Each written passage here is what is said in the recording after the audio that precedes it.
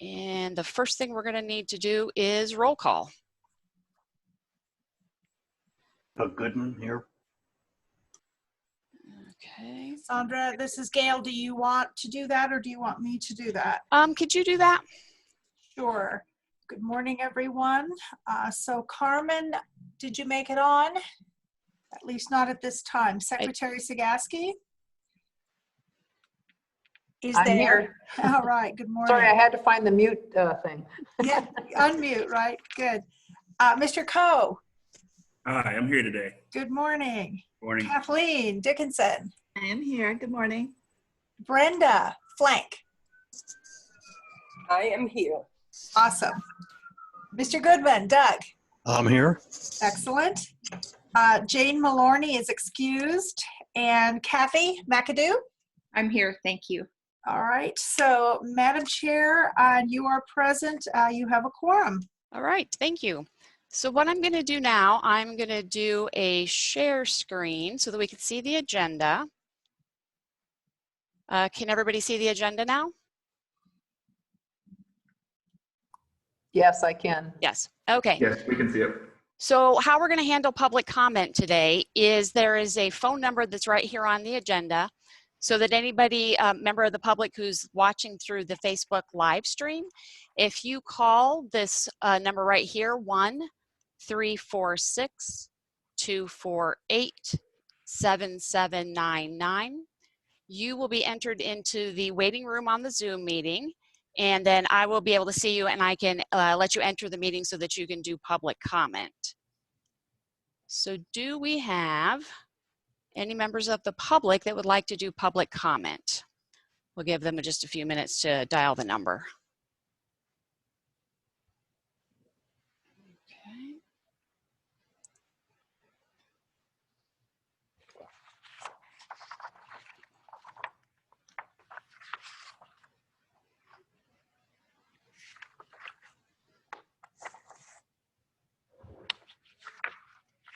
Okay, I don't see anybody in the waiting room. So we'll go ahead and proceed, and then we'll do public comment again at the end of the meeting, so the public will have an opportunity again. Okay, so they're telling, I'm getting a message that's asking for the meeting ID. So let me get the meeting ID so that we can give that to the public as well. Okay.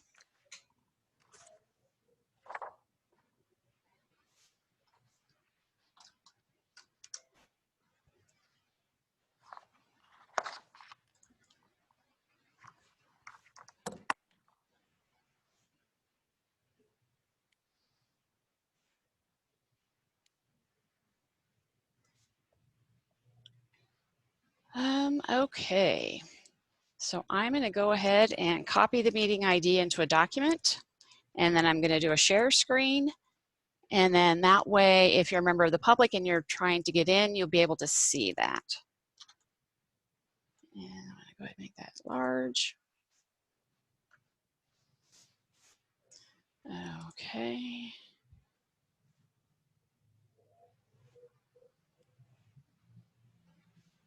So if you're a member of the public and you're using the phone number to call in, this is the meeting ID. It's 889-73-96-5079.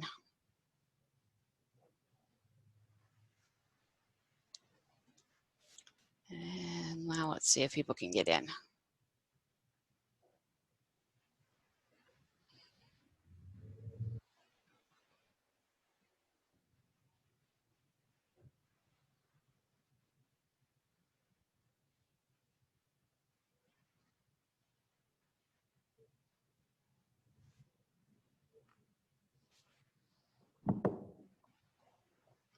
Okay, I still don't see anybody that's able to get in.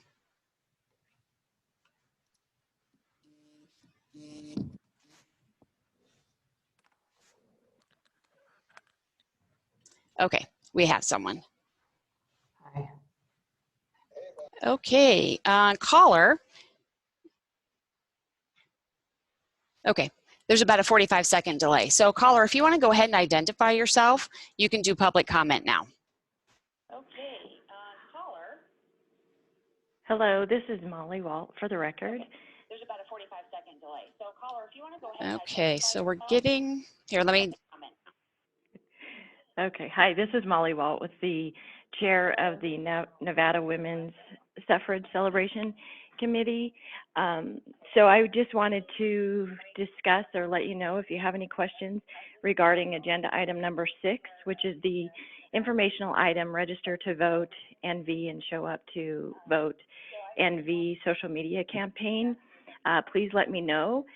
I believe your chair will be giving you information about the social media campaign, but I ask that you participate.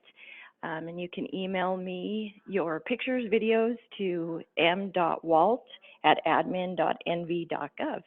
But I'll stay on the line. I'll mute myself. And if you have any questions, please just let me know. Committee, did anyone have questions for Molly? Can she please put her email in the chat so that we spell it all right? I don't think she can access the chat because she's on the phone, but I'll make sure and get her email address. Great, thank you. Okay. This is Barbara, Madam Chair. If I might, I just wanted to thank Molly for all that she's done and all that she is doing for all of this. I mean, she's just been doing a fantastic job, and we just want to tell her thank you. Absolutely. Thank you, Molly. Okay. And Sandra, we have another caller. I just gave the meeting ID to by email that should be coming. Okay.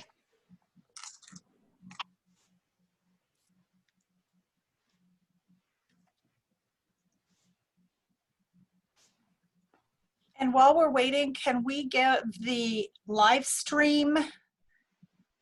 Let's see, what's the, oh, it's, never mind, it's on the agenda. So sorry, I'll provide it to that person as well. Thank you. Okay, we'll give this next person just a minute to call in.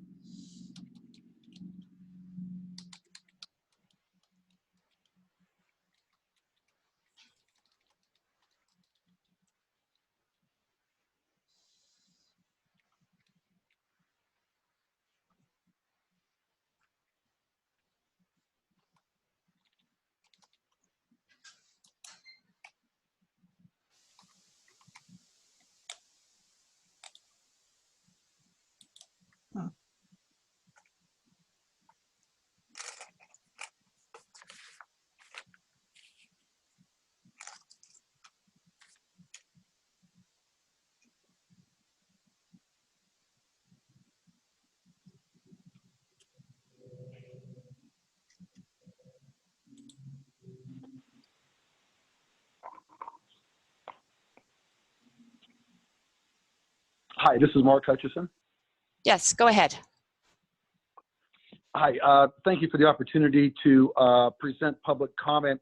My comment is just a request of the committee and the Secretary of State's office to send out some sort of a public announcement, or perhaps a public invitation for nonprofits, churches, community organizations to assist with voter registration.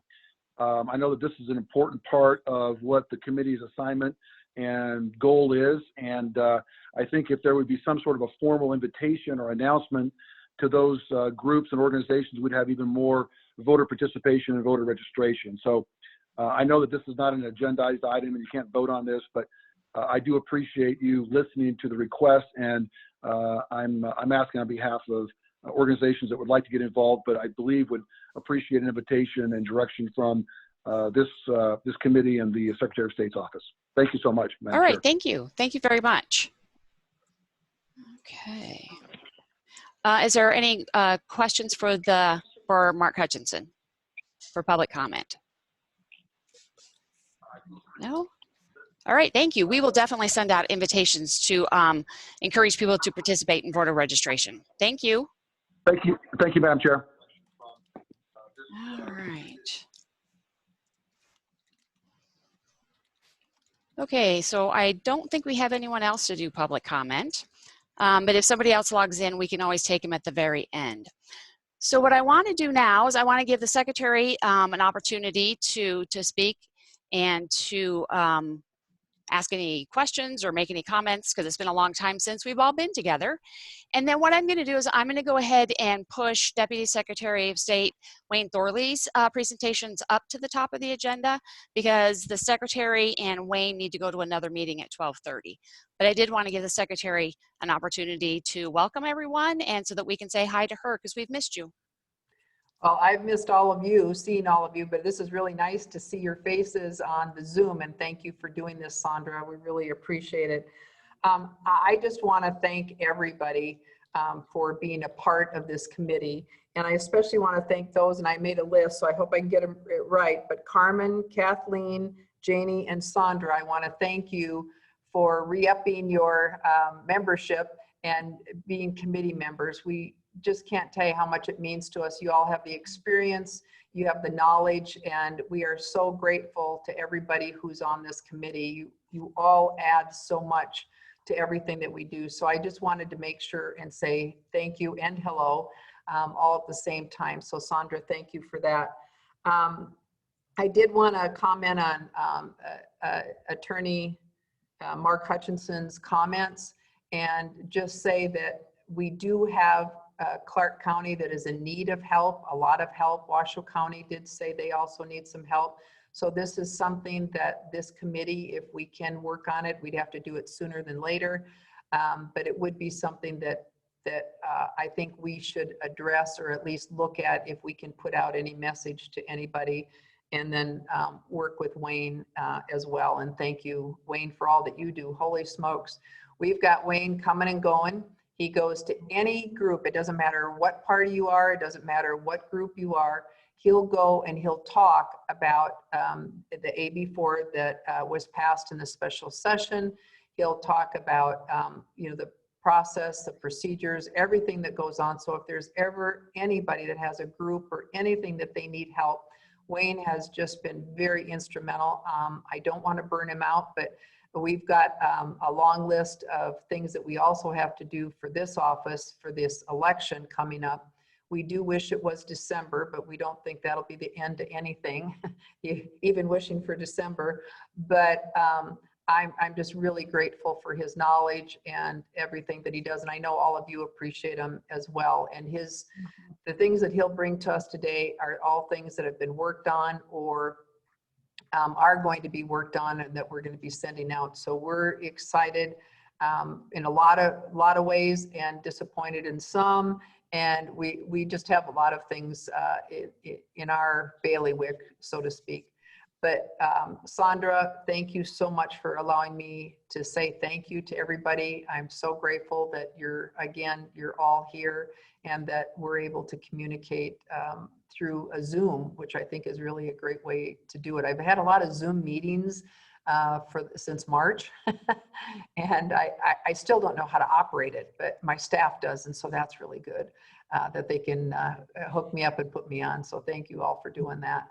I am up in Carson this week, and I'm enjoying the weather. It's cooler up here, but there's a lot of humidity, so I feel like I'm back in Minnesota. And but it's not, it rains and then it clears up, but it is a lot cooler here than it is in Las Vegas. Now you're just rubbing it in. Yep, I am sorry, but it is nice here. But anyway, Sandra, that's about all I have, and I'll turn it over to Wayne, or you can. And thank you again, everybody, so much. You are, each and every one of you, so greatly appreciated. And again, if you have a group or know of somewhere that we can get Wayne out there, that would really help. The more education we can provide to the public and those voters, the better we'll be able to have a really good general election. If you know of any media ways that we can get the word out about voting and about what we have to do, please let Wayne know as soon as you can, and we'll make sure that that happens.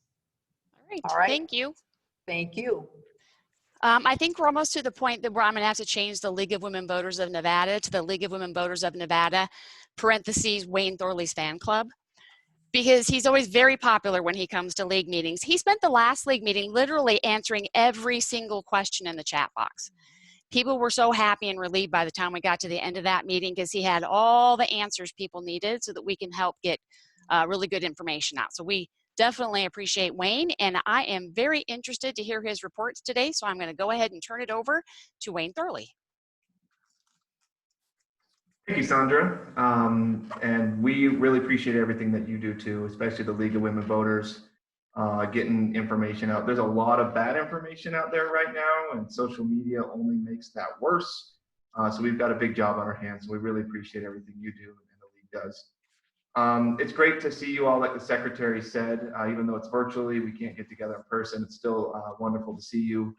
It's been so long since we met. We got a lot of, we've had a primary election, and now we've got a general election coming up in less than 80 days. So we got a lot of ground to cover. I'm going to start off with the report from the 2020 primary election. And then I'll pause after that for comments, if that works, Sandra, for questions, and then before I move on to the report on the upcoming general election. Perfect. Okay, so rewind back to March 24th this year. In some respects, that seems like a long time ago, and others it seems like that was just a blink of an eye. But that was when the Secretary of State publicly announced the plan for the primary election. That was only about 2.5 months before the primary election when that announcement was made, that we were going to be doing a mostly vote by mail election for the primary election. And just to refresh everyone's memory, so this was right when the pandemic really started to really affect Nevada and the United States. And we were on the strict lockdown quarantine at that time. And in talking with all 17 county election officials, and the Secretary of State, they all agreed jointly that the best way to conduct the primary election would be to mail out a ballot to voters. Just because there was no availability of poll workers at that time, no guarantee that polling places would be available, but we had to put on the election. Postponing the election really wasn't an option. So it was a joint decision between the Secretary of State and the 17 county election officials. We're really actually blessed to be in such a small state because we have such a great relationship with our county election officials, and they do such a good job. Larger states, I just don't think they have the opportunity to get to have that personal relationship with their 100 or 200 county election officials. Or poor Wisconsin has like 1,800 towns and parishes and that I have to work with. So anyway, it really is a blessing that we're able to work so cooperatively together. So all the counties sent us a letter requesting that all the precincts in their county be designated as mailing precincts for the primary election only. And the Secretary of State granted those requests. So that's how we moved from how we normally do elections to this mostly by mail election for the primary. So the plan was that all active registered voters would be sent a ballot in the mail, and then all counties would have at least one in-person polling place, both during the 14-day early voting period and on election day for individuals who need to do same-day voter registration, or for individuals who have issues with their ballot and need a replacement ballot. So that was the plan, of course. There was a lawsuit, and I won't get into too many details on that. Clark County ended up opening a couple other free polling locations on election day, and also sending ballots out to a little over 200,000 inactive registered voters in Clark County. So quickly after this decision was made, we engaged in a pretty extensive voter education campaign because we knew this was a massive shift. In a normal non-pandemic election, anywhere between 7 to 10% of all ballots cast are cast by mail. The rest, so 90% plus, are cast in person. So most voters in Nevada prior to this primary election had never voted by mail before. They always voted in person. And it's a little bit different voting by mail. You're hand marking a paper ballot instead of using a touchscreen voting machine.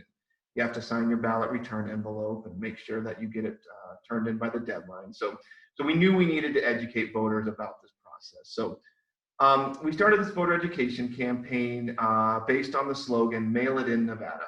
And I hope you all saw some of the things that we did related to that.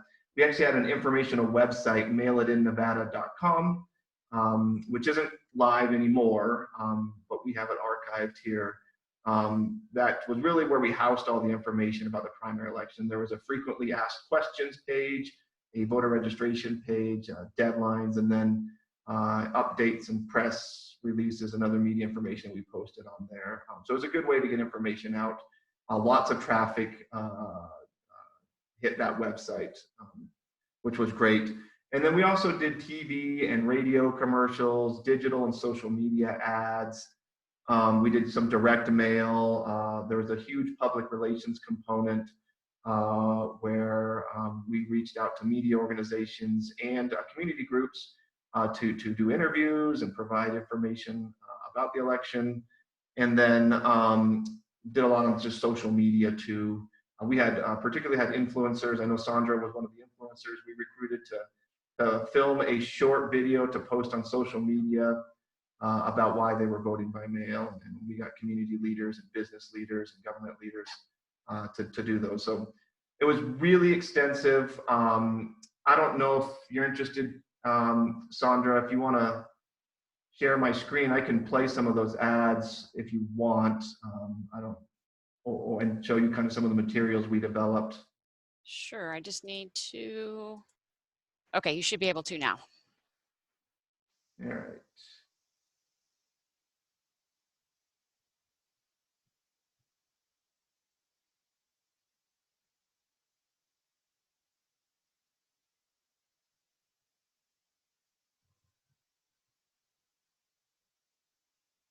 All right. So can you all see this? Yeah. Okay.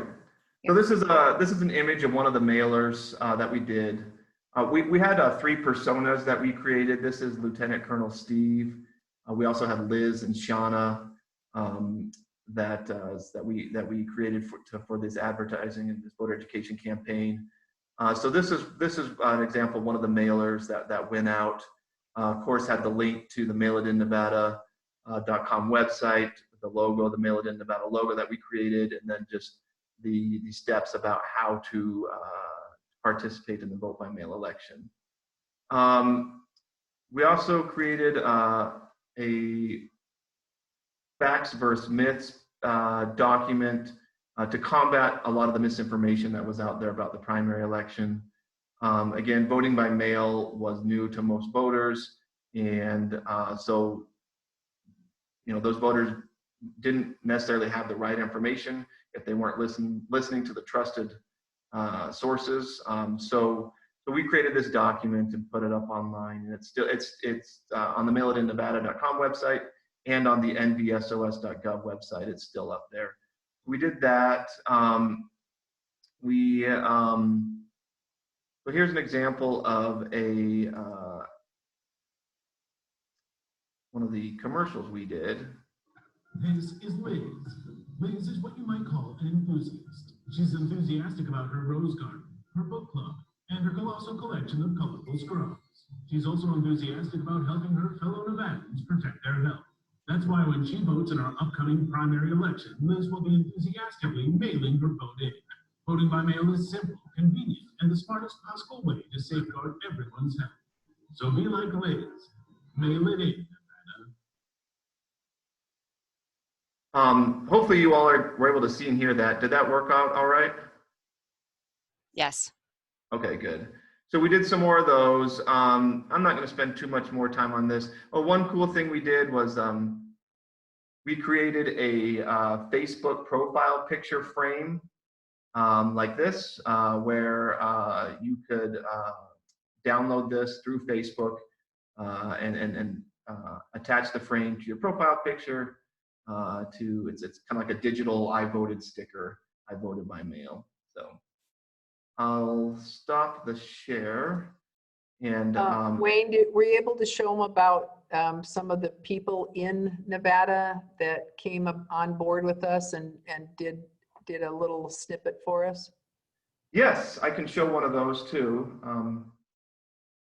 So as I mentioned, we had several influencer videos. Sandra was kind enough to do one for us. We had former Governor Sandoval do one. Let's see. I'm just going to grab a random one. We had lots of former governors, I think. Yes. Oh, let's see. These aren't wanting me to play.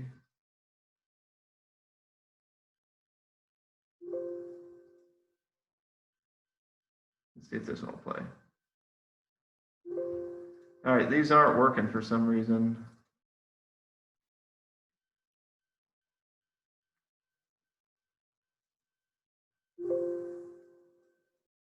I can't get the influencer videos to play, sorry. That's okay. If you can just tell them some of the names. We just wanted you to know that we did have quite a bit of play from people, both parties that came on. And again, thank you, Sandra, for your help. But we did, Wayne did a terrific job with the media group to get us on there and out there. And I think that helped. We were almost at 30%. That's what I kept telling Wayne, I'll bet you anything. And I don't know that you've ever paid me back for that, Wayne, just thinking of it. But we had a bet going because I thought we'd be closer to 30%. He thought we'd be, down around 20, 25. And so it was great to win. I was, so when the first wave of ballots came in, so we mailed out ballots a little over a month before the election, and a huge wave came in immediately. A lot of voters were excited just to vote their ballot and cast it and get it back in.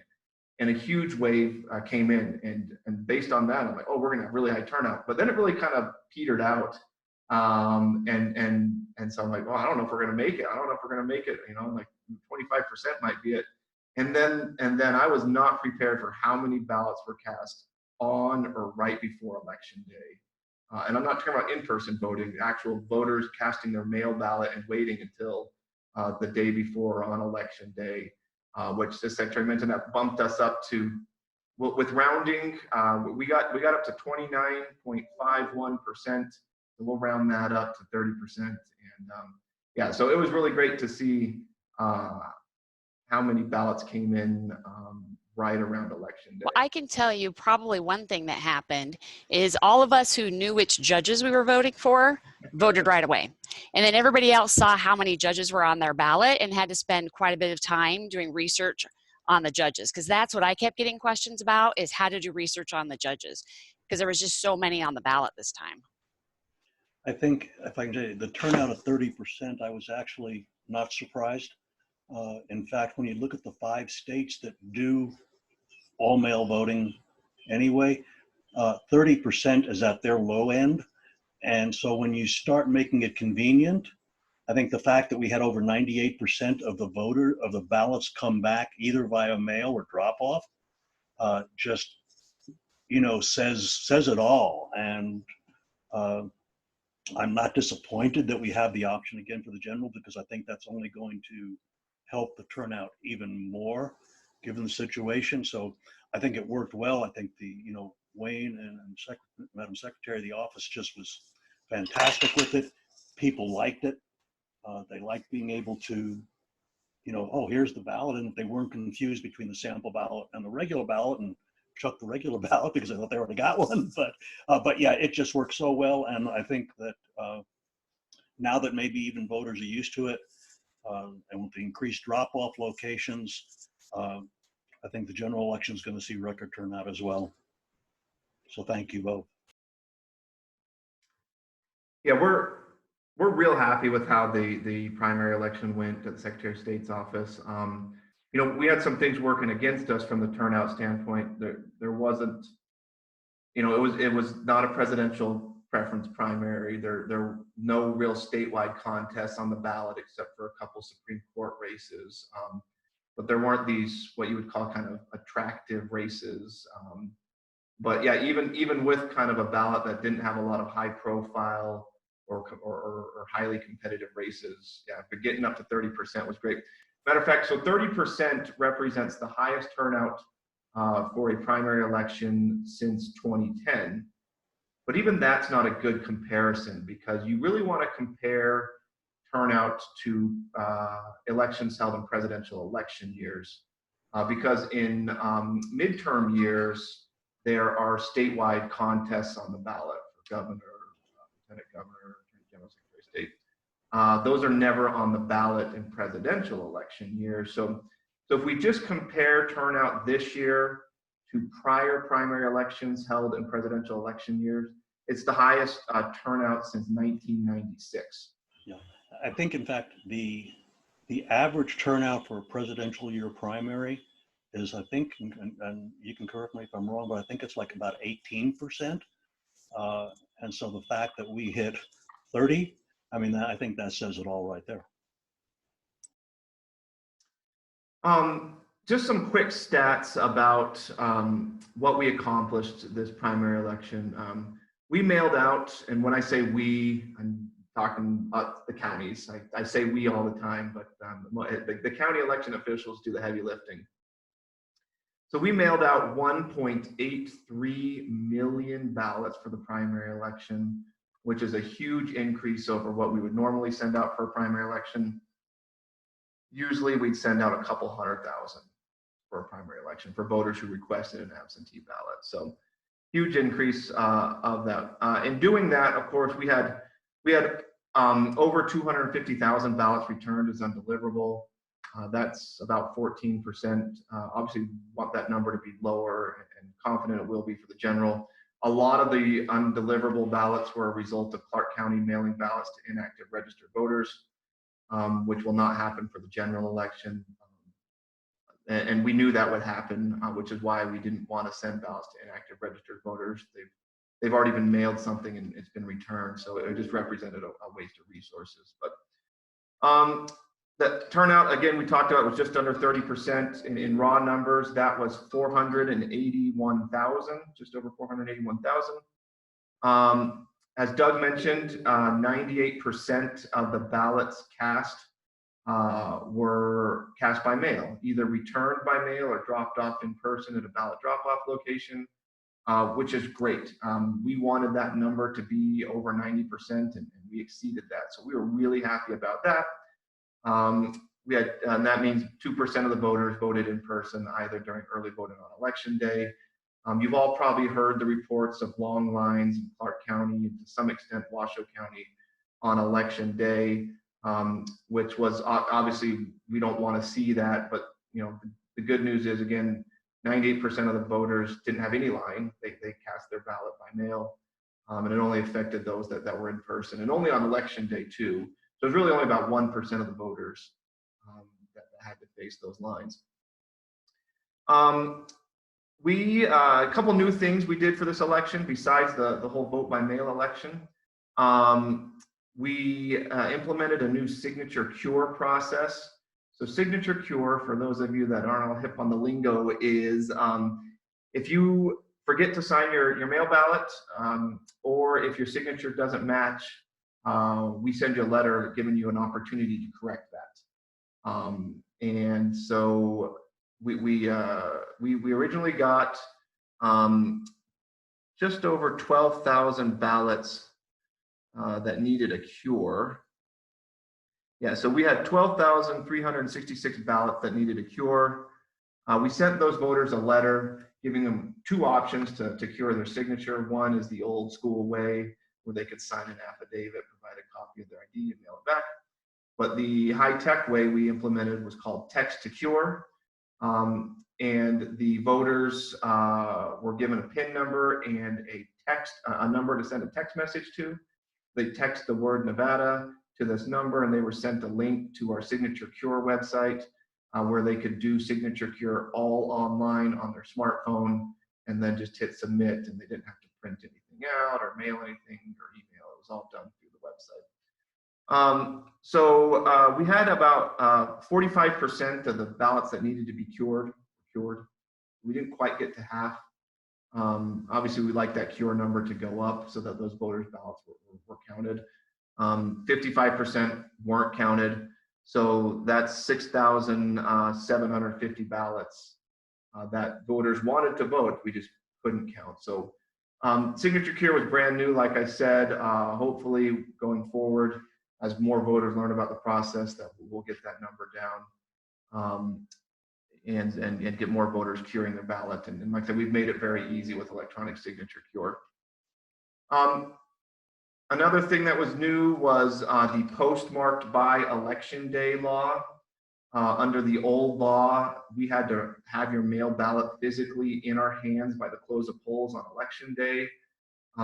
That law was changed to just simply postmarked by election day if you're returning it by mail. So we had a lot of voters vote on election day. Like I said, I was totally surprised by how many waited till election day. However, we did have some voters miss. 5,355 ballots were postmarked the day after election day or later. That represents right around 1% of the ballots cast.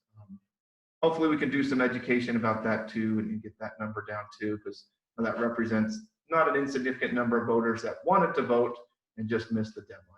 Wayne, is there any way to know that for the ballots that were postmarked after election day, if some of those ballots were actually deposited with the post office on election day and the postmark was a post office delay in actually handling the mail?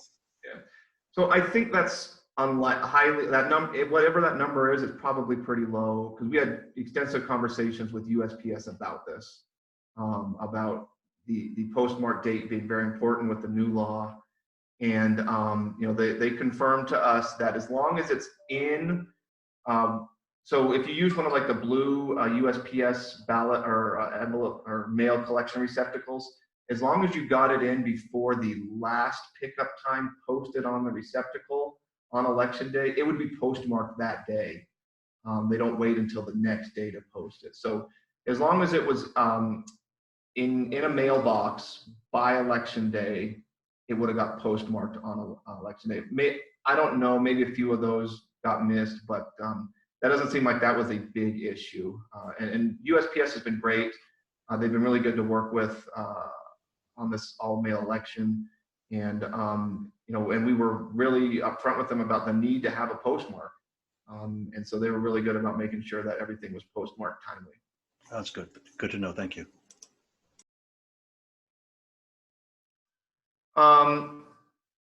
And then the last thing I wanted to mention about the primary election before, and I'm happy to answer any questions that you might have, and I think there were some questions in the chat that I haven't seen yet, was the reporting of election results, because election night looked a little different for the primary election than it normally does, and it'll look different for the general election too. So we reported election results on election night, but they were only partial results. It was what we had counted to date.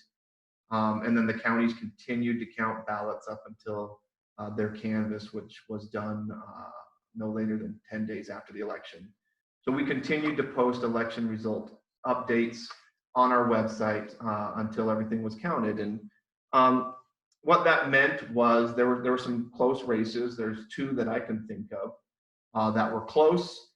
And actually the candidate who was ahead on election night in those two races actually ended up not winning those races. And so that was part of the voter education too, was letting the public and the candidates know that not everything's going to be counted on election day, and the need to be patient. And that need is still going to be in place for the general election. So I think I'll stop there because I've been talking a lot, but definitely happy to answer any questions any of you might have about the primary election. And I will look in the chat to see. Looks like we had a question in the chat about how can we reduce the 14% return rate? Will inactive voters be mailed a ballot? So for the general election, no, inactive voters will not be mailed a ballot.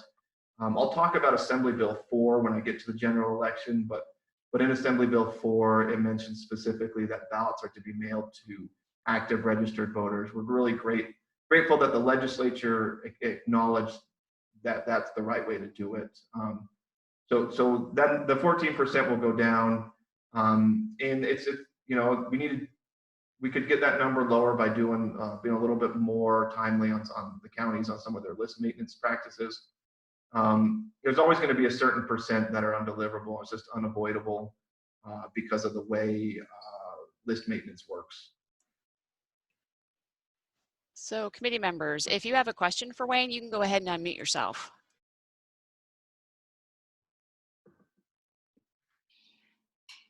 Hi, this is Kathy McAdoo. I just was curious about how the mail-in ballots affect the budget for elections. So that's a great question. We received $4.5 million from Congress through the CARES Act.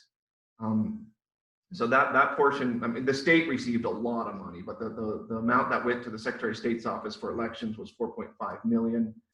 And we used most of that money for this primary election because it is costly to print and mail a ballot. Every ballot package, all in, so this is envelope printing, all the ballot printing, all the other contents that go in the ballot, and then outbound postage.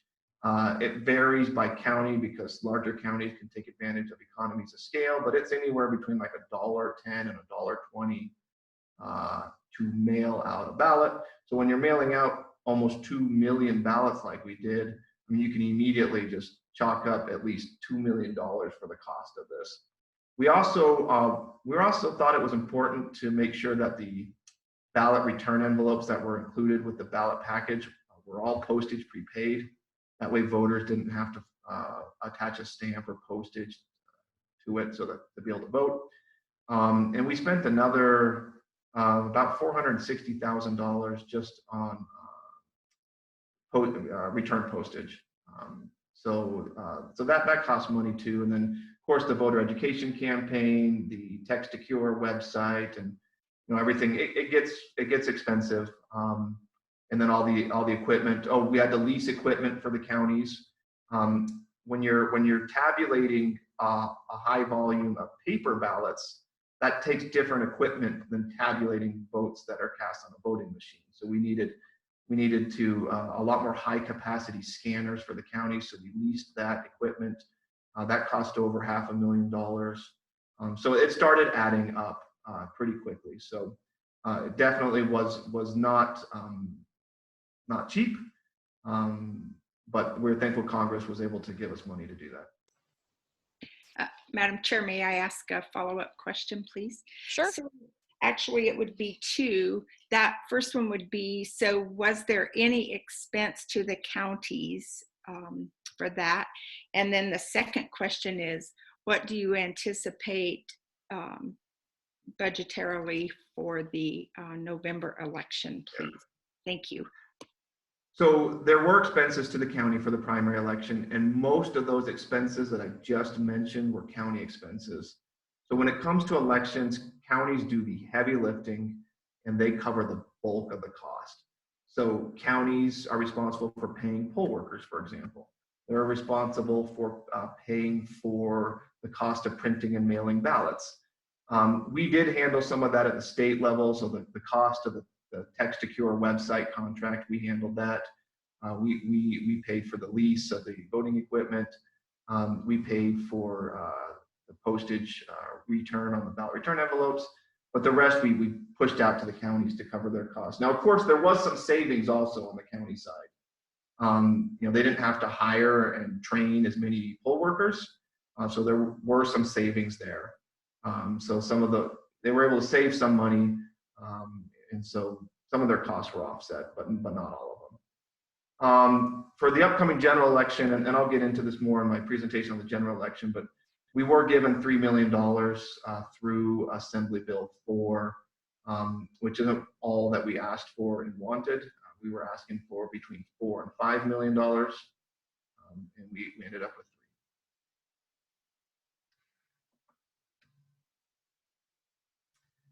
There's a question in the chat from Brenda about whether we'll know who won the presidential race on election night. And that just depends. It depends on a couple factors. One, how many ballots we have counted by election night. If a lot of people vote in person, in conjunction with a lot of people voting their mail ballot early, and we don't have a lot of ballots left to count after election night, we should have a pretty good idea. That's assuming it's not a close race. If it's close, then we won't know. If a lot of people choose to vote by mail and wait until close to election day to cast that mail ballot, then obviously we won't have as many ballots counted on election night. So it's going to depend on several factors, you know, the voting mix in person versus mail, and then also on how close the contest is for president. And that goes for any contest on the ballot, not just the contest for president. If it's a close race, definitely won't know until sometime after the election. But AB4 allows the counties to start counting 15 days before? Yes. Okay. Yep. So one of the things we like about AB4 is that one of the few things we like about it is this time it gives counties on the front end now. For the primary elections, the counties had to wait until 4 working days before the election to start counting ballots. Now with this new bill, they can start doing that 15 days before election. So they'll have more time to start counting, which means hopefully by the time we get near the election, they're all caught up. Madam Chair, Wayne, Yes. the AB3 reduced the secretary's budget. I think it was like 3.4 million. How does is that offset by the money you're getting with AB4, or is that still going to impact, or could it impact the election? Yeah. So the budget cuts that we were required to do because of the effect COVID has had on all government budgets, none of those cuts were from any items related to this election cycle.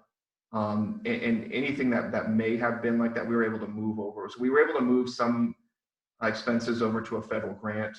So in addition to the CARES Act money that Congress gave us, we earlier this year, we also got a grant through the Help America Vote Act for election security and other improvements to the administration of federal elections. So we were able to transfer some expenditures to that. But the majority of the cuts are just simply holding positions vacant, which was a lot of salary savings. And then we reduced the AVR, automatic voter registration budget, by quite a bit. But that's humming along pretty smoothly. So voters those cuts shouldn't have an effect for this election cycle. But it really, the biggest impact is going to be personnel-wise, resource-wise. And it's not just in the elections division, it's all over the Secretary of State's office. And actually some of the other divisions have been much harder hit from a human resource standpoint. Another question from Brenda that I got in the chat was whether in-person voting machines will be used. And the answer to that is yes. For the general election, the counties will go back to using the touchscreen voting machines that voters are used to.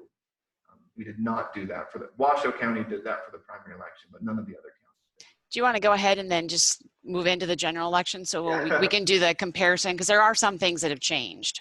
There are. Yeah, okay. Yeah, I'll move on to the general election then. So to start out with the general election, I wanted to let you all know that the secretary was pretty upfront when the decision was made to do the mostly vote by mail election for the primary election, that was only for the primary election, and the general election we would go back to quote unquote normal election.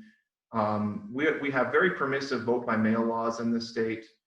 Any voter can request an absentee ballot for any reason. You don't have to have that ballot notarized or signed by a witness. We have permanent absentee too. Any voter can get on the permanent absentee list, which means you're automatically mailed a ballot for every election in which you're eligible to vote. So you could planning on utilizing those laws in conjunction with in-person voting. to do the general election.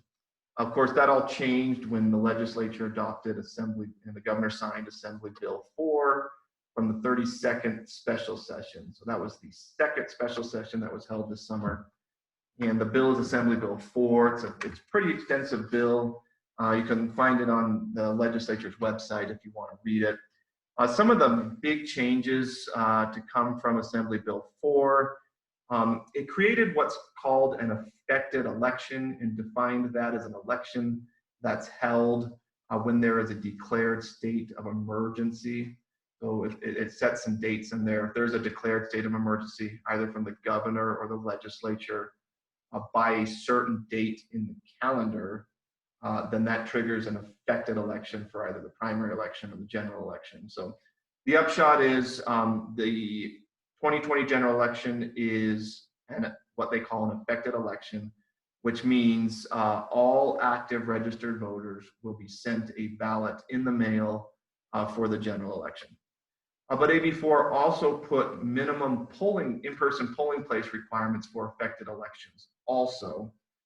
So it kind of creates this hybrid election where every active registered voter will be mailed a ballot, but there's also quite a bit of in-person voting available, both during early voting and on election day. The bill also requires the counties to have at least one ballot drop-off location per county. And that's a minimum. The counties are still finalizing plans for polling locations and drop-off locations. But we expect that almost all polling places will also serve as a ballot drop-off location. And then counties may even have standalone drop-off locations that aren't also traditional polling locations.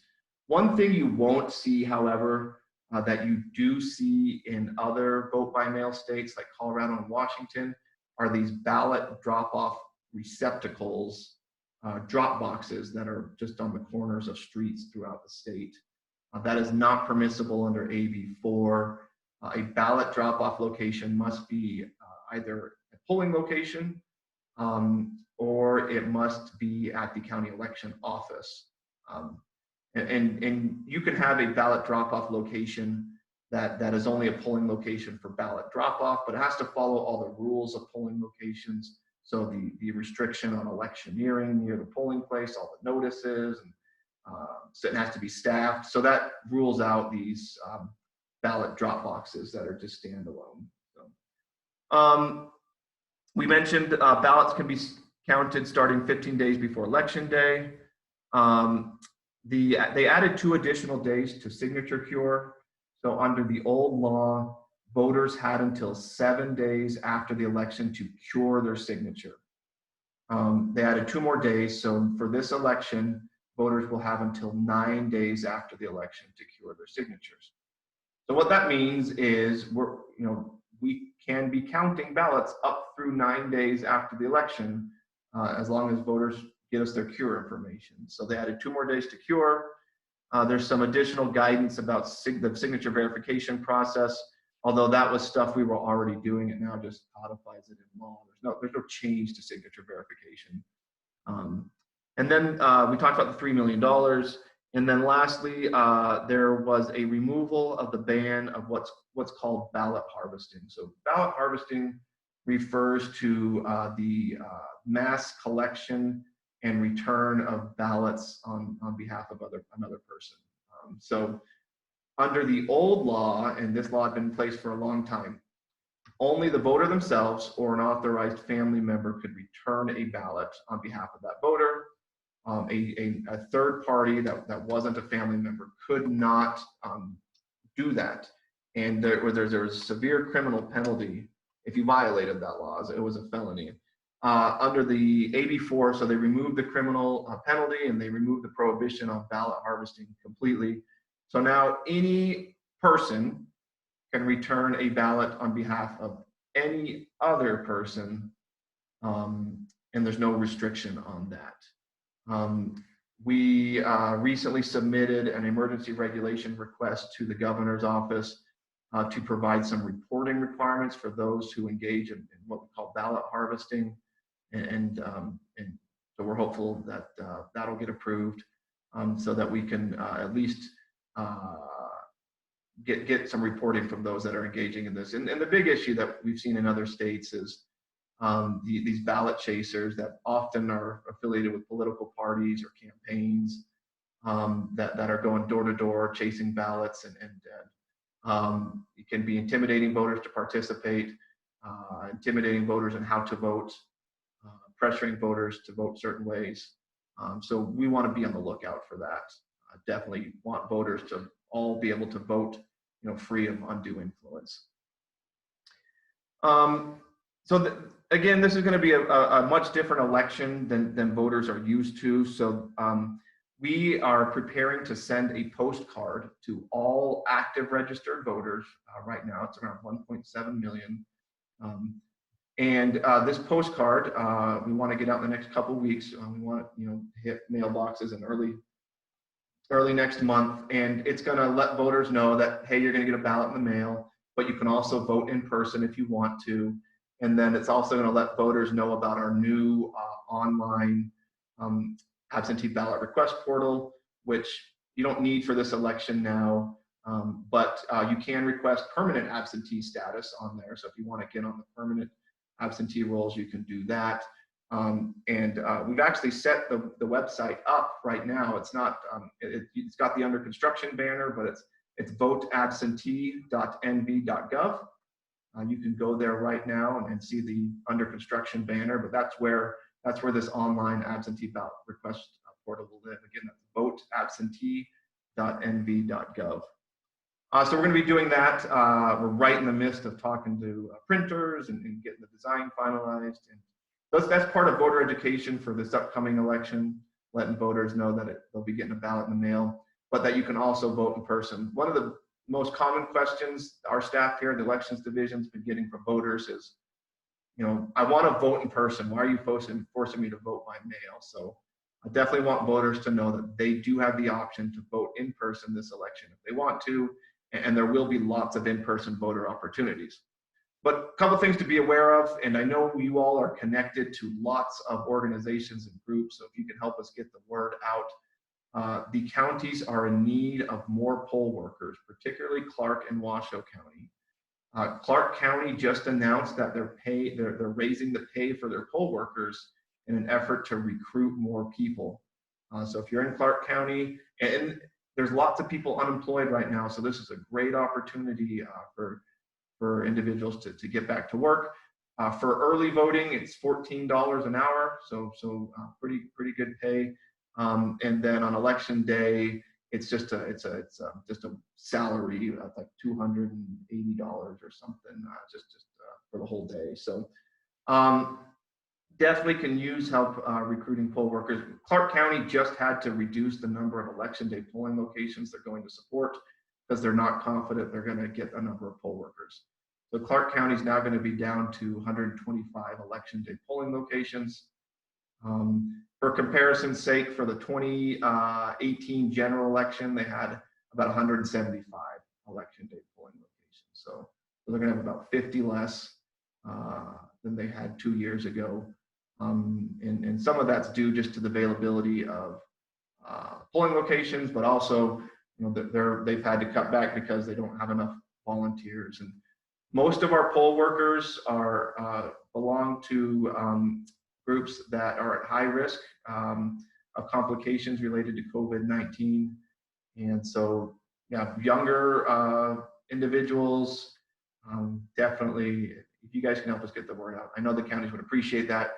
And we're looking at lots of options here in our office to help support them so that we can get more poll workers. I'll stop there.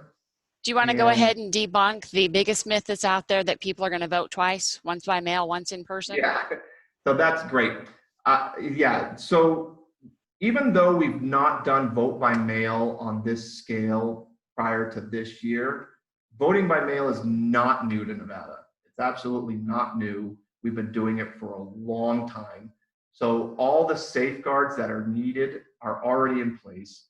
And now it's just a matter of scaling it up for volume. But voters have always been able to vote by mail, and then change or to request a mail ballot, absentee ballot, and then change their mind and vote in person.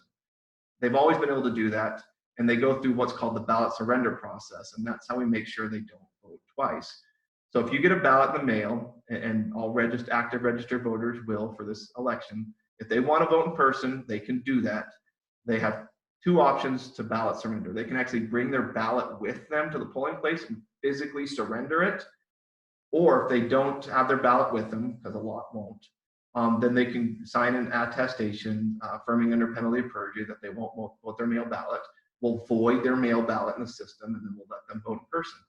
If they happen to vote that mail ballot also, that they've said they wouldn't, when it comes back, it'll show up as voided in our system. We'll see that they've attempted to vote twice, and then we'll take the appropriate action. But what won't happen is it won't be counted. And the vice versa is true. So if they vote by mail and then come in person to vote, when they check in, we'll see you already voted. You're not allowed to vote again. So the risk of that happening is very, very, very low. Like I said, we've already got the safeguards in place to monitor for this. You can only have one ballot active and assigned to you at a time. So even if you need a replacement ballot, we'll void out the ballot we sent you. We'll send you a replacement ballot. And if you happen to find the first ballot that we sent you and try and vote that, when it comes back, we'll see that it was voided and it won't be counted. You can't submit more than one ballot per ballot return envelope, or none of them will be counted. So you can't make like copies of your ballot. You can't return ballots in non-official ballot return envelopes, or it won't be counted. Of course, we've got signature verification. That's how we make sure it's actually the voter themselves that voted that ballot and not somebody else that just found that ballot discarded. So lots of safeguards in place surrounding vote by mail. Brenda sent me a question in the chat. Is AB4 for this election only? And the answer to that is yes, but here's a little caveat. AB4 is only for elections that are held when there's a declared state of emergency. So in the future, there could be another declared state of emergency, which would mean AB4 kicks in again. And so we don't know, but yeah, it's not written as a permanent change to elections moving forward. Wayne, a couple of questions actually. The ballot harvesting provision in AB4, when you look at that, it looks like that's a permanent change to the NRS applicable to all elections and not just those elections covered by AB4. Is that correct? That is, and that's a good clarification. Thank you, Doug. Yeah, most of the provisions of AB4 only kick in when we have what's called an affected election, which is when there's an election held during a declared state of emergency. But you're right, Doug, and thank you for pointing that out. The removal of the prohibition on ballot harvesting applies to all elections going forward, not just affected elections. So yeah, going forward, as we return to normal, and hopefully we can return to normal soon. Ballot harvesting will be allowed, even if it's not an affected election. Actually, that brings up one other question too. The request for emergency regulation that the secretary put in with the governor, given that the ballot harvesting is a permanent change, would the conditions to have that are stipulated in the emergency regulation, would that take a bill from the legislature to make that permanent as well, or would that just be under the secretary's regulatory authority? Yeah.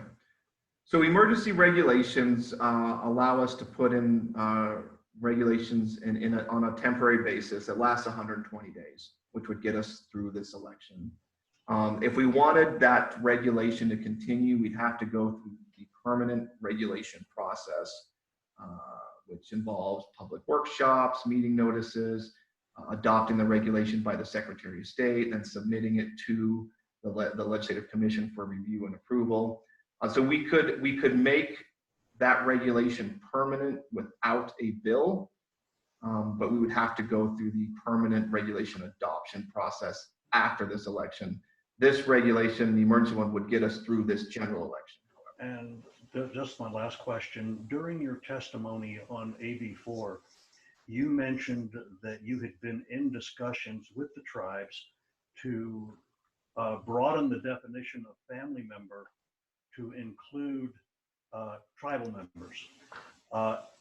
How far along were those discussions as far as actually being able to put those, put that definition into place? And was it looking at other areas to expand the definition of family member to actually then we wouldn't need ballot harvesting? So, yeah, we were looking at another regulation. So right now, family member is not defined. So when the law said only an authorized family member could return a ballot, it never defined, well, what does family member mean? So we were looking at a regulation to define what family member meant and make it a little bit more broad, so it would apply to individuals on Indian reservations, so that they could have someone return ballots on their behalf. We were happy to have a discussion on this issue about allowing more categories of individuals to assist voters in returning their ballot without a complete removal of the ban that would just bring in unrelated third parties. But we just weren't able to have that discussion because we weren't involved in the bill drafting process at all.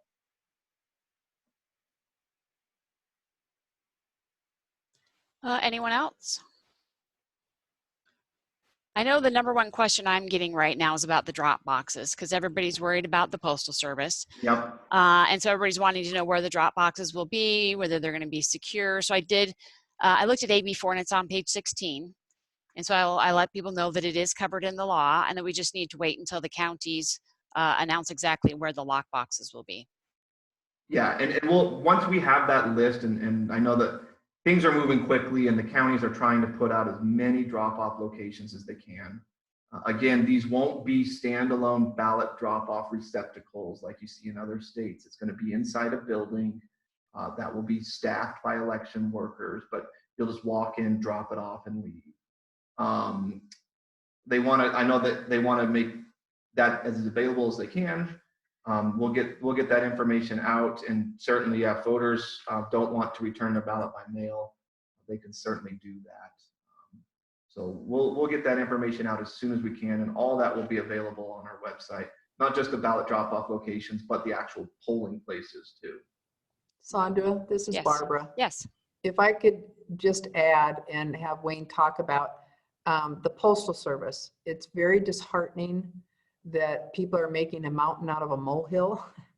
The Postal Service has been very good in Nevada. I can't speak for any other state, but we have had nothing but exceptional service from them, worked with them, and I can't say enough good about them. So I'm really discouraged that this is being used as a political, for the political reasons that they are using it. But Wayne, if you could just address a little bit, you worked so hard, you and your staff worked so hard with the Postal Service. We talked to them, we found out about the return mail, we did that. I mean, there's a lot of really good things that have come out of this. So I'm just disappointed to hear this battering about the Postal Service. The drop boxes are something that, yes, it's been discussed, talked about. Different states. Colorado had, I can't even remember how many. When we did a tour, Wayne, maybe you can mention, they had a lot, but they were secured. There was nothing wrong with putting that in a drop box. So I just want everyone on our committee to know that we have been exceptionally well received, have had several conversations with the post office, and Nevada has not had problems. I've been here for 45 years. I had one card that didn't make it to my brother for his birthday, one in 45 years. So I think that's pretty good overall. And Wayne, if you don't mind, I'd appreciate it. Thank you, Madam Chair. No, that's really good to hear. Yes. Yeah, the politicizing of kind of routine administrative processes like delivering the mail is unfortunate.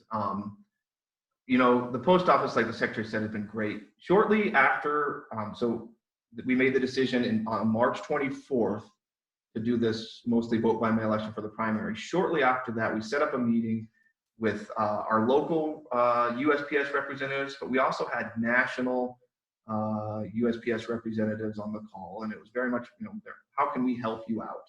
So, you know, we told them what our plan was, and we had some really good discussions with them. The secretary mentioned, we told them that, you know, we really want undeliverable ballots to be returned to the county so they're secure, and not, so if there's an undeliverable ballot, not just sitting in a bin at the post office warehouse somewhere. So they said, okay, if you want to accomplish that, here's how you get the business reply mail, permit, or endorsement on your mailers.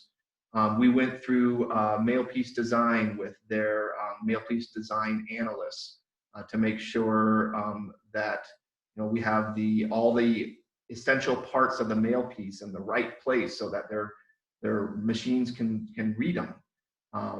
All the ballots envelopes include what's called an intelligent mail barcode, which allows for tracking. Every time that IBM or intelligent mail barcode is scanned by some piece of equipment at the post office, it gets registered.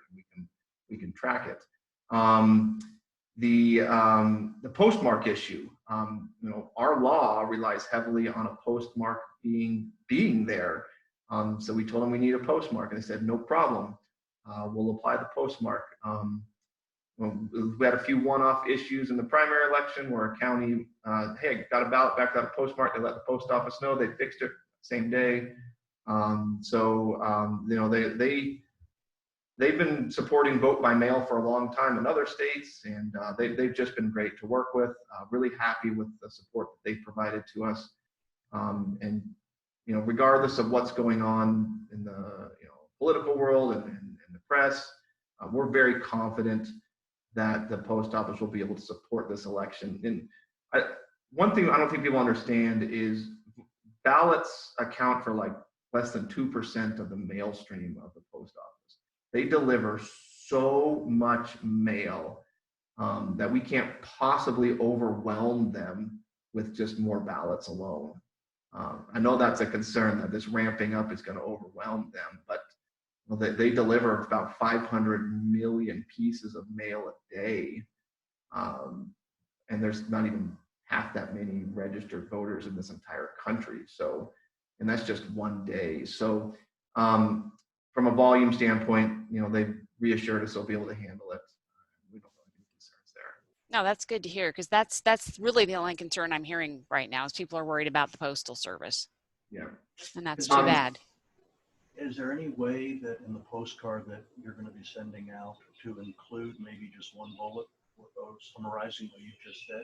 Because I think that's important for voters to know that this is just really a bunch of political partisan rhetoric that's going on, and that really this is not, the post office is not going to be an issue with their vote. I think that if there could be a little bullet on the card, yeah, it'd be great. I don't know if we'll have space on the postcard to do that. I mean, we're pretty limited on space there, but definitely something we can get up on our website and point voters to. And I've been doing a lot of press recently, network news, local news here, and been trying to bring that up as much as I can. Brenda sent me a message saying, why don't we have drop boxes at the 125 in-person voting locations?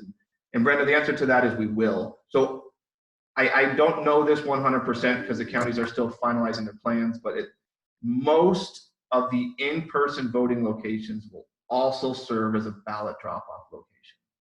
So these 125 election day polling locations where voters can go vote in person on a touchscreen voting machine, almost all of them, and I say almost all, not all, because we just wait for final confirmation from the counties, but virtually all of them will serve as ballot drop-off locations too, where you can just go in, drop off your ballot, and leave. Well, I mean, at least, Doug, with the postcard going out, you can mail it out, people will get it, and you'll say, see, the post office works, you got your card. Yep, and so they're going to do that. Voters are also getting a sample ballot. And that's important because there are, I haven't talked about this, there's 5 statewide ballot questions on the ballot in November. And so the sample ballot that voters will get, so they're going to get our postcard, they're going to get a sample ballot, and then they're going to get a real ballot. The sample ballot they get will have all the information about the ballot questions, what they're trying to do, the explanation, the arguments for and against, if there's a fiscal effect, what that is. So all that will be in the sample ballot too. So, and the counties include lots of info. The sample ballots include ballot drop-off locations, election day and early voting polling locations, hours of operation. So the sample ballot's a great source of information too. Anybody else? All right. Thank you again, Wayne. You are like the fountain of knowledge when it comes to making sure we know everything that we need to know about elections. I appreciate it. But there is misinformation out there, so I always appreciate that you're willing to give us the good and accurate information. And thank you, Chairman Cosgrove. I really appreciate you letting Wayne talk because he is a wealth of knowledge.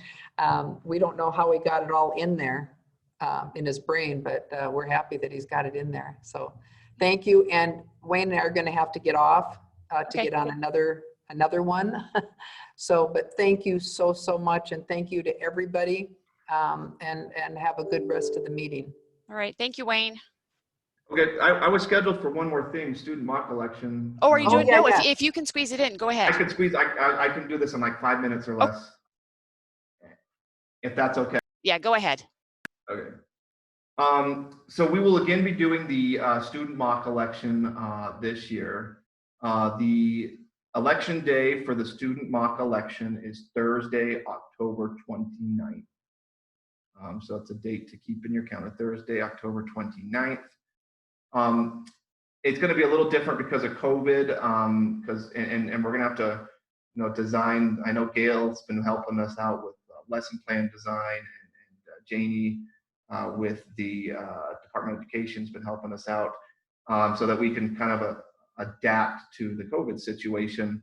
The website, though, it's always been done through a website, so it can be facilitated even when students are attending school remotely, which is great. So we can still do this. The website is youthvote.nv.gov.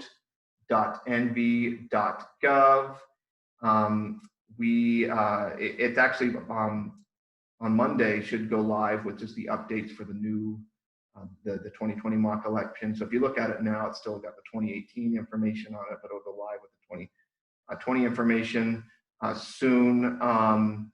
And then now that we still don't officially know who the candidates are for president from the Democratic Party, although they're very, very close. They're doing their convention right now, and we'll have official a certificate of nomination from the Democratic Party very soon.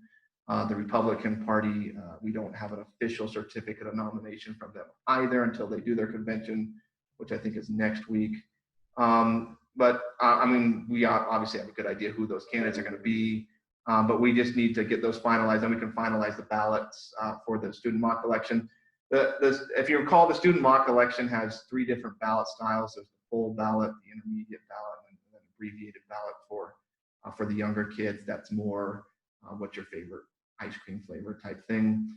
And we include some statewide, some of the Nevada ballot questions, but there's also some national student mock election ballot questions that we include in there so that we can report back to the national organization along with all the other states that participate in the student mock election. And it's interesting that lets us see the kids, the students' views on various topics from the economy to foreign policy and then other types of domestic policy, taxation, things like that. So we'll be doing that again. There is an early voting period starting October 12th, where the website will turn on the vote here switch, and then teachers can have their students start voting. And again, it's all done online, so we can easily adapt this. And we'll have more information to come out. And we're right in the midst of getting information out to the teachers across the state about how to participate. We had about 30,000 students participate 2 years ago. With this being a presidential election, and hopefully we'll get more students participate. And really trying to integrate this student mock election into lesson plans, and so that it's kind of a culmination of what the teachers are teaching their students in their government and civics classes and social studies classes, and then culminates in an election. And can I add to Wayne, Sure. Madam Chair? Yes. There is a teacher that is trying to get it together to have a candidates night, but it'll all be that the students are going to be interviewing the candidates and then have it online so people can listen to what they have to say. So that's something that's being worked on, and because of all of the stuff going on, the unknowns of the schools, it's kind of hard to put together, but that is one thing that's being worked on, and we'll keep you up to date on that through you, if that's all right, Madam Chair. Oh, yes, that sounds really fun. Kathleen, did you want to jump in? I just wanted to ask if it's okay if we post the youth mock election site on our Nevada Center for Civic Engagement site. Yes, absolutely. And I'll send it out to our teachers too. So it's available for all grade levels, correct? So our elementary, middle school, and high school teachers.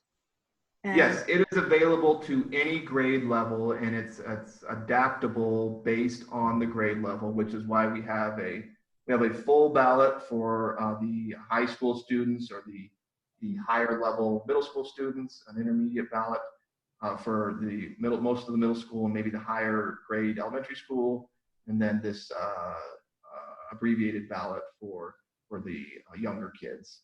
great. And it's public, private, and charter schools. Yes, and it's actually, it's all public schools, regular public and charter schools, private schools, and it's not just limited to students.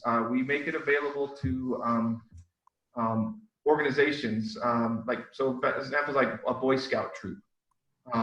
If they want to participate, they can, the information's on our website to contact us, and we can get them signed up.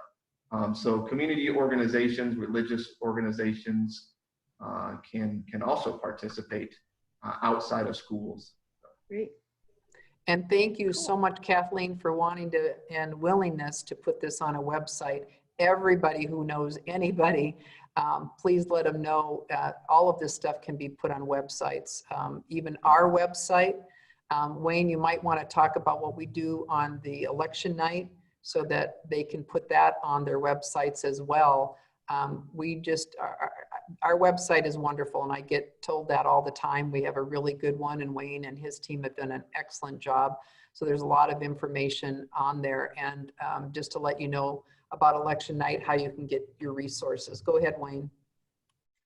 Yeah, so we have a lot of information on the Secretary of State's website, nvsos.gov. Election results website, there's lots of good information there too. That's silverstateelection.gov. Nope, we just changed it. Sorry, I'm trying to remember. It's silverstateelection.nv.gov. We've been wrapping everything behind the .nv.gov domain to provide additional security. So silverstateelection.nv.gov is where you can find election results and historical election results too. And that's where you'll want to be tuned into on election night. Wayne, on the early voting date, did you say the 12th? You meant October 17th, right? Is that correct? What am I talking about? So regular early voting. So early voting for the regular election, not the student mock election, starts on Saturday, October 17th. Okay. And then runs. Somebody just texted me and said they thought they'd heard the 12th, and they wanted to make sure we had said the correct date. The 12th is for early voting for the student mock election only. Okay. That's when early voting started, for the student mock election. So I did say the 12th, but it was in reference to the student mock election. Right. Okay. I just wanted to make sure that we clarified and make sure everybody knew, but thank you. And thank you to whoever sent that text message to me. And Madam Chair, before I know the Secretary and Wayne have to leave, if I can Sure. just make one quick comment.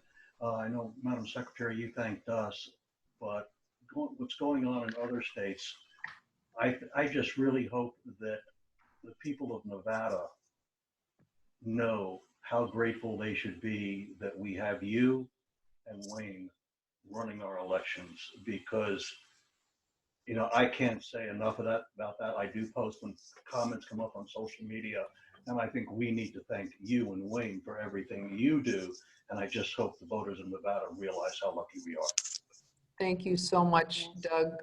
On behalf of myself, Wayne, you could talk for yourself, but we really do appreciate you and thank you for those comments. But it's just like you were saying before, how lucky we are to live in a state where we know each other. There are Yes. days where I'm talking to people, I'm like, well, I talked to Barbara and then I talked to Wayne and they're like, who? I'm like, oh, the Secretary of State. And it's just because we're all friends here. And Yep. like Doug just said, in other states, it's not that way. No, it's not. And I'm appreciative of the fact that somebody can call me on my personal cell, or they can call me on my state cell and talk to me. I had a gal that was in here and said, I can't believe I tell people that I talked to the Secretary of State in my state. And that's how I've always done it as an assemblywoman, as a senator. So I thank all of you. And I'm really lucky because I have a fantastic staff. Gail and Wayne, I know those are the two that you see all the time, but we have 6 deputies and they're all just fabulous. I couldn't ask for a better team. All right. Well, again, thank you so much. And I know you guys have to roll over to another meeting. So we'll all wave goodbye to you. Thank you. Bye. All right. Thank you. Okay. So I'm going to go ahead and do a share screen so we can reorient back to. Okay, so we did public comment. Now we need to kind of loop back up and do an appointment of a vice chair. It's the chair's prerogative to do an appointment of the vice chair, and so I asked Doug Goodman if he would be willing to be the vice chair. Then that way we'd have the chair in the south and then the vice chair in the north, and then that would give us, kind of at least a north-south. And then maybe Kathy could be the unofficial chair, and then we would also loop in the rules. But Doug, would you be willing to be the vice chair? Yes. Okay. So next, we need to do for possible action, the approval of the minutes of the advisory committee meeting of December 4th of 2019. The minutes went out to the committee. Did anybody have any suggestions or recommendations? You can go ahead and unmute yourself, or you can post in the chat box. Madam Chair, Yes. I did not receive the minutes, so I'm going to defer to everyone that all is okay with the minutes from the meeting in December. Okay, so we'll list you as an abstain. Okay. Okay, I don't hear any recommendations. So what I need is a motion to accept the minutes as presented. This is Kathleen. I move to accept the minutes as presented. Okay, Kathleen, I have a second. Doug, I'll second. Doug, a second. All in favor say aye. Aye. Aye. Any opposed? Any abstentions? We'll do one abstention. Thank you. Now we have an informational item on the Register to Vote NV and Show Up to Vote NV social media campaigns, sponsored by the Nevada Women's Suffrage Celebration Committee. This is the campaign that Molly Walt referenced at the very beginning of our meeting in public comment. And what Molly's been doing is she's been sending out invitations to participate, asking average Nevadans to write on a piece of paper or to do a little slide talking about why they register to vote and why they show up to vote. And then she's creating them into social media posts and then putting them out onto Twitter and Facebook through the Women's Suffrage Celebration Committee accounts. And so I know she's been doing that for a while because I keep seeing them in my Twitter feed and on my Facebook page. So that organization, the Nevada Women's Suffrage Celebration Committee, is out already talking to people about registering to vote and already talking to people about planning to vote in November. Any questions on that? Madam Chair, how, if somebody wants to do, input, do a little snippet for them, how do they reach out? How do they do this? So just contact Molly And so that was Molly Walt. And I'll make sure that we get her email address posted out for the committee. That'd be great, thank you. Okay, any other questions? Okay, moving on to agenda item number 7 for possible action. Discussion and possible action concerning proclamation for Constitution Day, which is September 17th. As a committee, we can make a recommendation to the governor for him to put out a proclamation recognizing that Constitution Day is September 17th, and we did that last year. So I just want to know, is there any discussion for the committee, or is this something that we want to do again this year? Well, this is Doug. We did it, I remember we did it last year. I see no reason why we shouldn't do it again this year. Okay, Kathleen? I agree. Absolutely. Brenda? I agree, absolutely. Constitution Day is a very important day. As a matter of fact, my nonprofit has a Constitution Day celebration each year, and we can talk about that later. So I absolutely support a proclamation from our governor. So Brenda, then would you like to make a motion that we send a request to the governor to issue a proclamation for Constitution Day? Yes.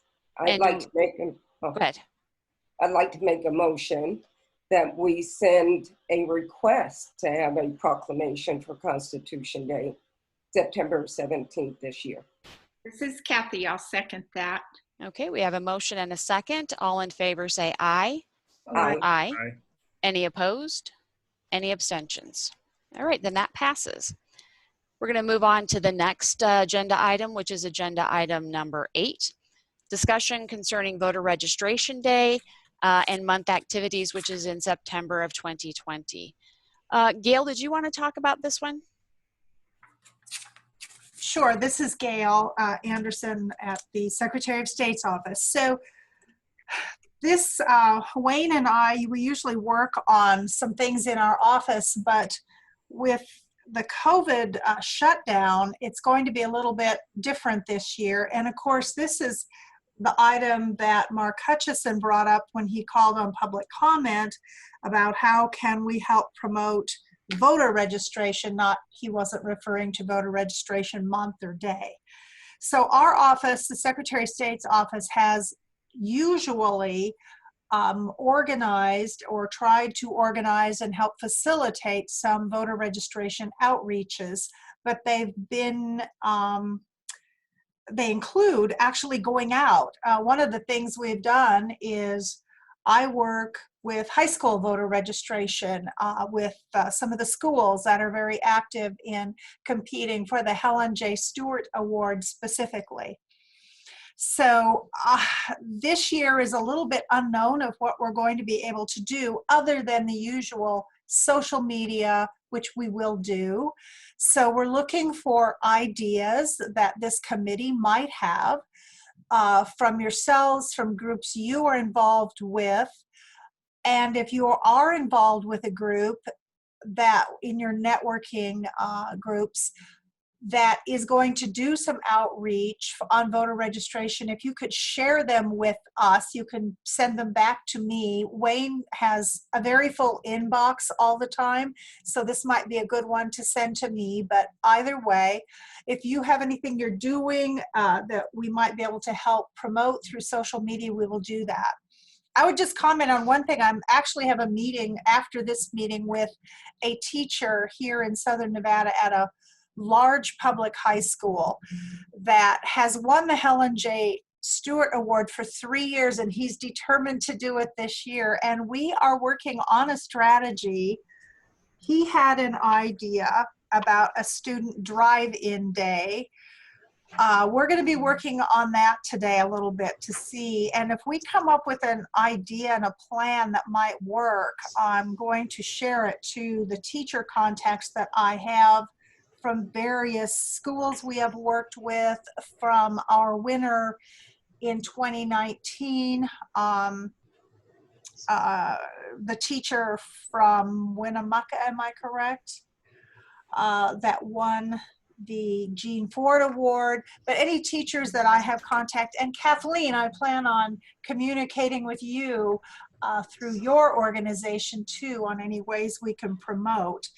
So working on how we can promote, specifically I'm working on with high school seniors to get registered or pre-registered to vote. That's sort of my focus area, what I do at the office in our civics outreach.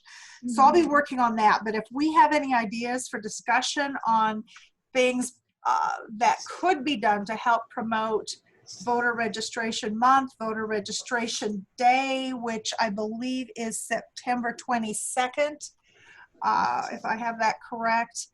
I would appreciate any input on that. And you can also email me with, hey, my group is doing this, or could we get help with something or ideas? Okay. Gail, I have a teacher planning meeting this afternoon at 4. So Okay. they're the high school teachers. So I'm glad to share any of this information with any of them, and I can send you their email addresses. Kathleen, that'd be great. And I can, if I don't have my plan like finalized yet, if I can get something to you before 4 o'clock today, I will, because I'm working on that next today when we're done here. Okay. So thank you. And yes, having their contact would be just super. Thank you. The teacher that was given the Jean Ford Award was Kathy Dorham. She's out of West Wendover. Wendover. That's Wendover. Yeah. Yep, that's right. Yeah, so I do have her contact information. I'm going to be reaching out to her with some ideas, and particularly the Helen J. Stewart Award and some online type ideas of what we can do. And I'll talk about curriculums later that I'm working on in a different report. Thank you. Doug? Madam Chair? Yes, Gail, I don't know, back at the end of June, the organization Nevadans for Election Reform that I head up was followed by a group called theciviccenter.org. They're a group that actually does programs for high schools for voter registration. They've got programs for this year. They're incorporating both in-person and remote activities. I don't know if this is an organization that you've heard of before. I can definitely send you their link, but I was really impressed with how they put together stuff, and their target is high school students and getting them to register actually each other. So I can send you that link. I think it's something we might want to look into. Thank you, Doug. And sure, and I can look that up too, but yes, you can send me. And there is the group that morphed from Inspire Nevada. I'm pretty, and that's all great, but as far as focusing on what we need for the Helen J. Stewart Award, and the curriculums I do are very Nevada-centric. In terms of using our website and the Legislative Council Bureau website. So yes, just in general voter registration, any of the groups that promote that is great. Narrowing it down to what we need for the Helen J. Stewart Award involves me working with a teacher or an administrator at a Nevada school specifically to get, because of what we require, actually knowing who is registered and touching the teacher's hands and all that. So that'd be great though. Anything is always good. And I'm not sure if I've looked at this particular website before on curriculums, but I'm very focused on Nevada in particular. But thank you. Okay, thank you. Anybody else? So the League of Women Voters received an in-kind donation from the marketing company that works for iHeart radio stations, and they've given us an in-kind donation of 1,080 PSAs that are going to run about AB 431, which is the felony reenfranchisement bill. And so those are going to start running the 1st of September and go all the way till October 25th in both English and Spanish. So we were very excited about that. Yep. And so, because I don't know if you're all aware, but AB 431, when it passed in 2019, now says if you're not incarcerated and you meet all the other requirements to vote, you can register to vote right away. You don't have to do any paperwork or go to see a judge. And so we just need to make sure that anybody impacted by that new law is aware of it and gets registered to vote. Okay, so moving on, we're going to go to Agenda, let's see, we've done Deputy Secretary Thorley's. So we're going to go to agenda item number 12, which is the report from the Civics Curriculum Subcommittee, which was Janie and Gail again. Thank you, Gail Anderson speaking.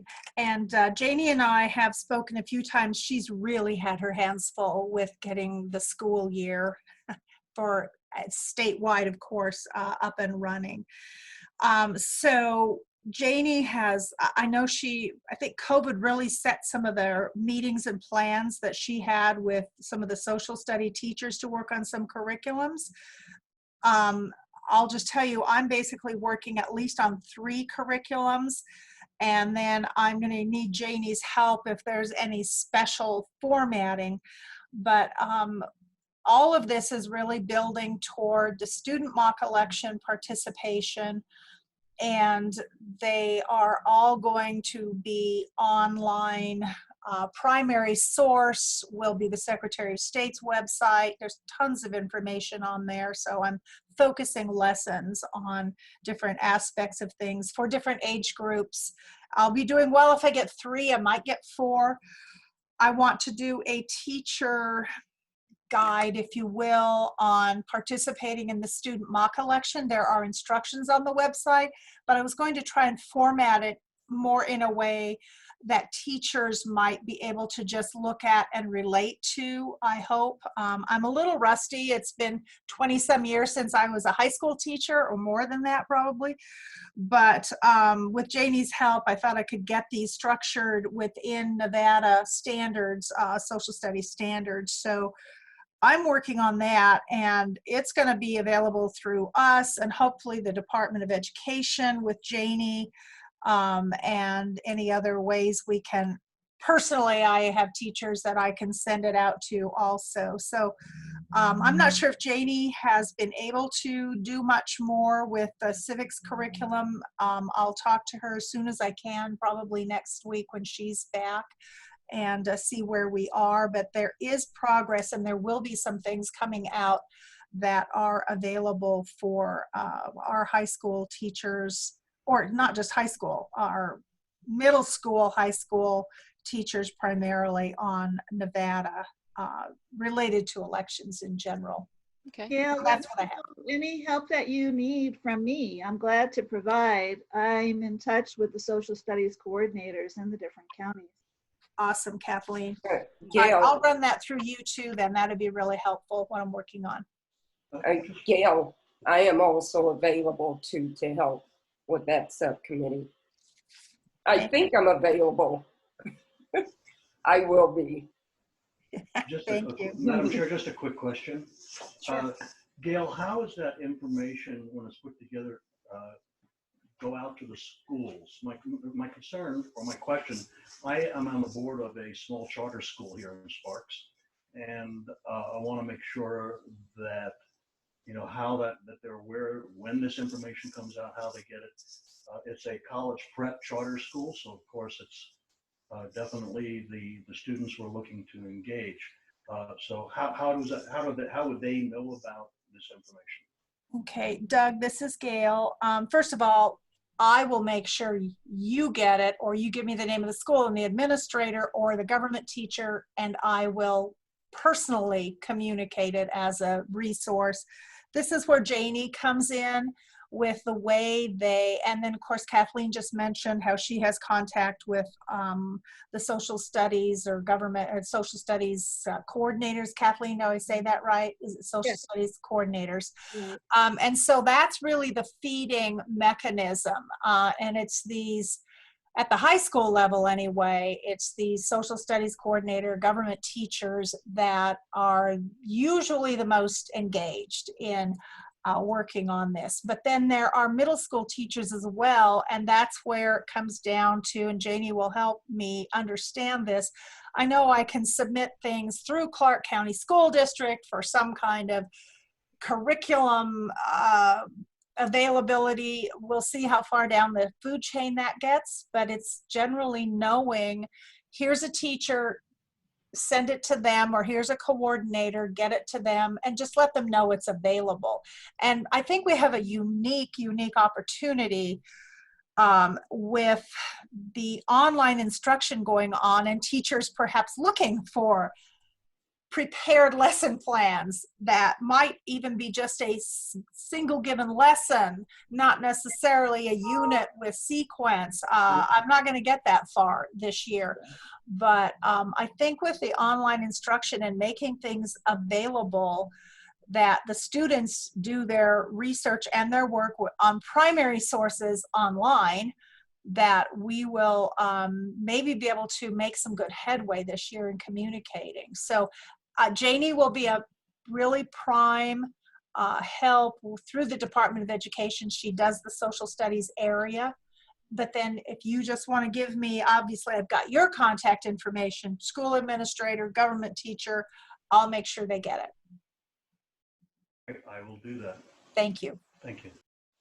Okay, any other comments or questions on this agenda item? All right, we're going to move on to agenda item number 13 for possible action. Discussion and possible action concerning the Gene for Democracy Award 2021, including but not limited to categories for awards and appointment of a subcommittee to review nominations and to select honorees. So, I'm glad to be on the subcommittee again. I was Okay. on it years ago and glad to be on it again. you guys are so awesome. I don't even have to wait for somebody to go to the bathroom and then just appoint them to committees. You guys like volunteer and everything. This is like the best committee that I'm on. Kathleen, do you remember who else was on that committee last year? Yeah, Janie was on it and so was Carmen. And it was Carmen, that's right. That's what happens when you're absent. We can appoint them. Should we just appoint them? Sure. Sure, we'll let them know. Okay, so then I need somebody to make a motion to create a subcommittee for the Gene for Democracy Award with Kathleen, Jamie, and Carmen. So moved. Okay, Kathy moved, so I have a second. I'll second. Kathleen, so I have a motion and a second. All in favor say aye. Aye. Aye. Any opposed, nay. Any abstentions? All right, excellent. So we have our committee for the Gene for Democracy Award. So the next agenda item is agenda. Madam Chair, I'm Yes. sorry, this is Gail, if I may. Sure. Does the full committee wish to leave the categories up to the subcommittee? I think they did 2 years ago. But so we had the categories we awarded in 2021 was educator, student, elected official, community member, which our own Sandra Cosgrove received. We had to maneuver to keep that a surprise. But do we just want to leave that to the subcommittee to determine if they didn't want to have 10 or 15, but what do you think? So Kathleen, because you were on the committee last time, is it okay if we just leave it up to the committee to decide how to do that for the categories? I agree, yes. Okay. I think these categories work just fine. Do they work? Okay. All right. Thank you. Okay. All right then. So we're going to go on to the next agenda item, which is agenda item 14, proposed agenda items for the next meeting. Is there anything specific that anybody wanted to put on the agenda for the next meeting?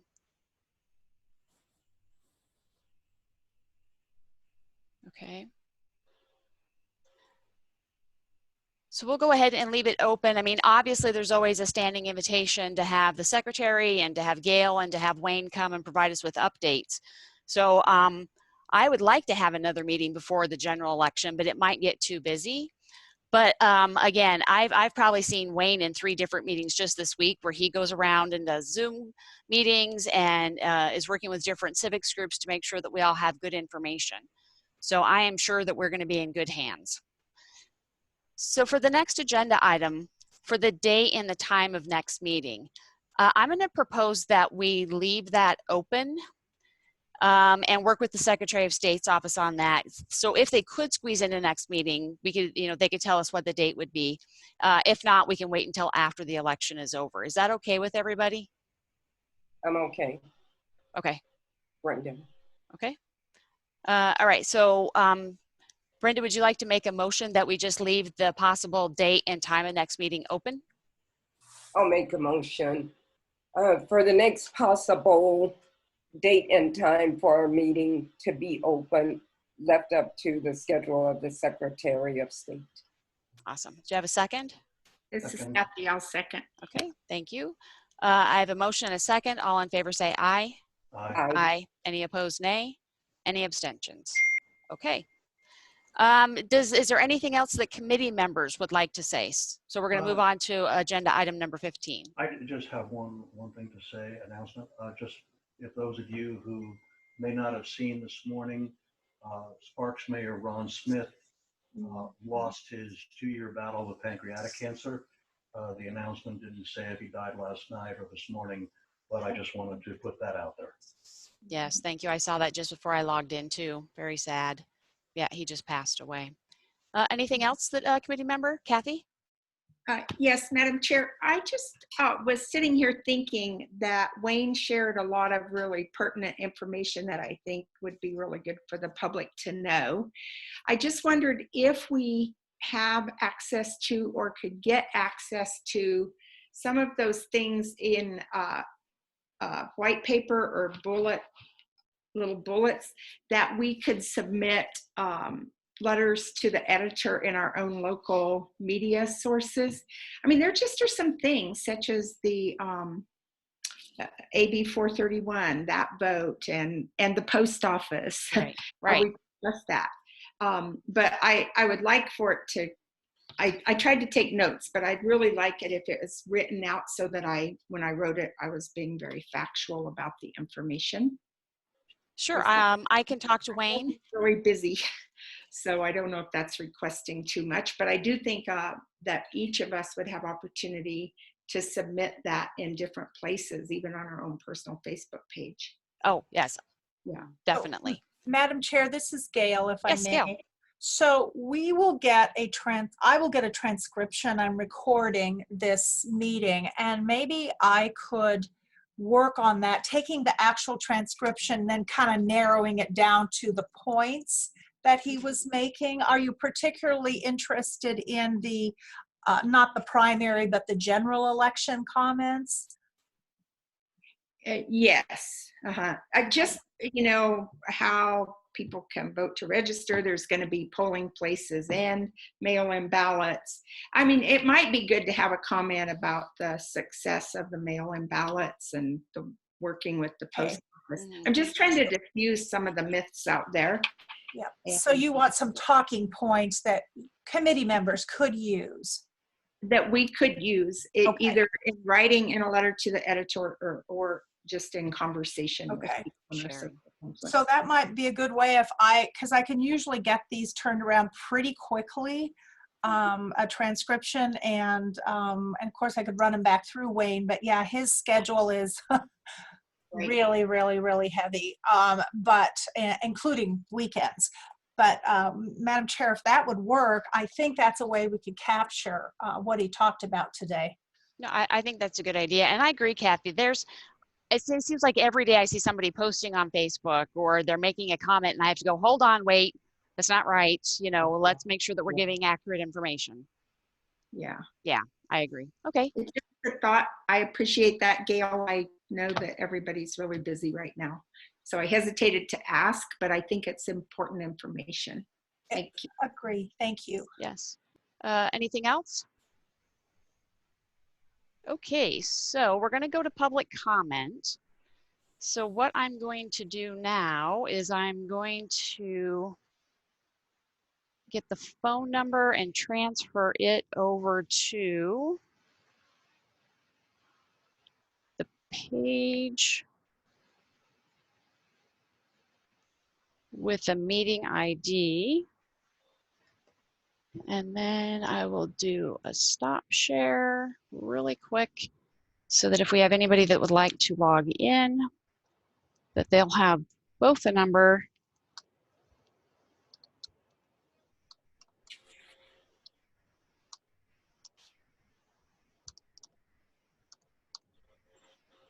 Okay. Let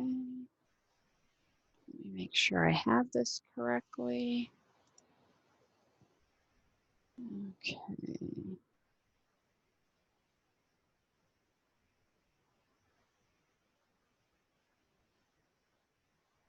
All right, and I will double check. So 346, 248. Okay. So I'm going to do a share screen one more time.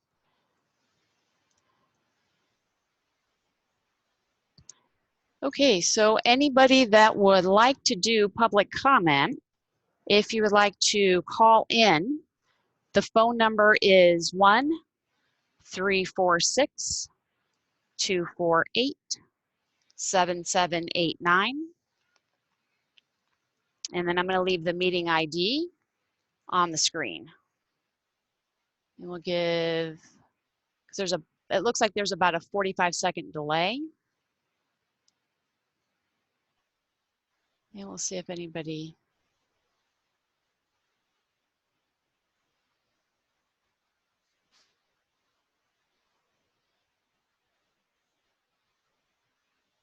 All right, I'm going to do a stop share just so I can double check to see if anybody is coming in.